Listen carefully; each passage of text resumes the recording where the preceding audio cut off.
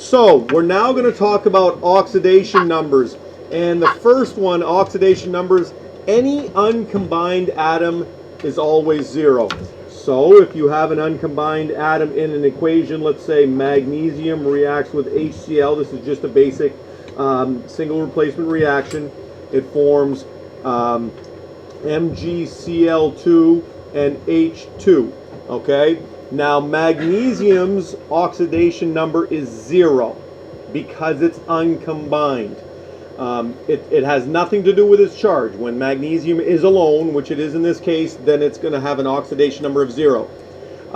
Notice that H and Cl are together, so neither of those would have a 0. Now when we get over here, because this is a diatomic, all right, then it also is 0. Hydrogen's oxidation number in this case would be 0. Magnesium's oxidation number when it's with chlorine is not going to be 0. I'm just going to put an X for now because we're going to talk about what its oxidation number is in just a second. But the key for this first one is that when something's alone or it's uncombined, then its oxidation number is 0. Okay? So let me just kind of clean that up as I go, and I'm going to go through my next one. I'm going to go ahead and just put Mg and then put a 0 over the top because that's usually where we put our oxidation numbers. Okay?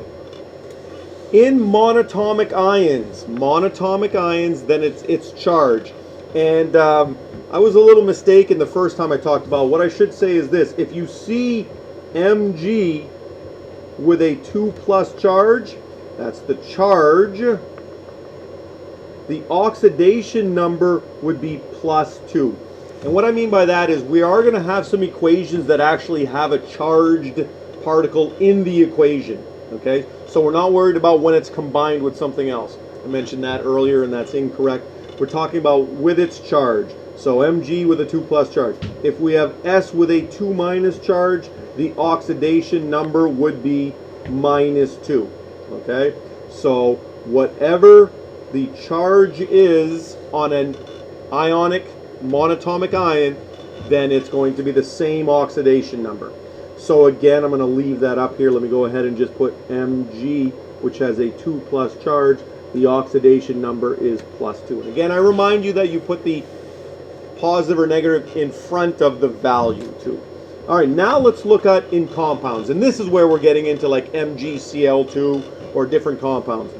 If it's in group 1A, which of course, as a quick reminder, is your alkali metals, the first column, then it's also a +1. Those atoms all have, when they form ions, a 1+ charge. Their oxidation number is also going to be +1. So sodium has a +1 oxidation number. That's when it's with a compound. I won't put it with anything. Let's say it was NaCl. The sodium in there would be a +1 oxidation number. Okay? If it's group 2A, that's the alkaline earth metals, it's going to have a +2 oxidation number. Okay? Same idea. If I would have had CaO, calcium oxide, I look at calcium as being in the alkaline earth metals, it would have a +2 oxidation number. Okay? The next one, aluminum, and I'm going to say aluminum, it can change in the boron family, but basically most of the boron family, including aluminum, is going to have a +3 charge. It's not charge, I should say, a +3 oxidation number. And what is this? Let me see if I can go back here. I don't know why it... Perfect. Now fluorine and the halogens, pretty much a -1. And that is also comparable to its charge. Okay, so in the case of MgF2, the oxidation number for fluorine is a -1. Of course, the oxidation for magnesium would be a +2 because we're looking back at B here, where it would have a +2 oxidation number. Okay? Hydrogen is going to always be a +1 when it's with a non-metal. When hydrogen is with a non-metal, it has a +1 oxidation number. So HCl Cl is a non-metal. Hydrogen would have a +1 oxidation number. Cl, -1 oxidation number. Why? Because it's the fluorine family, it's the halogen. All right? You're going to see what happens when we have multiple, when we have like polyatomic ions. Oxygen is a -2 in most compounds. If you notice in hydrogen peroxide, H2O2, it's not a -2. Why? Well, because hydrogen is a +1 when it's with a non-metal. Oxygen is a non-metal, so it'd be a +1. And oxidation numbers must cancel out.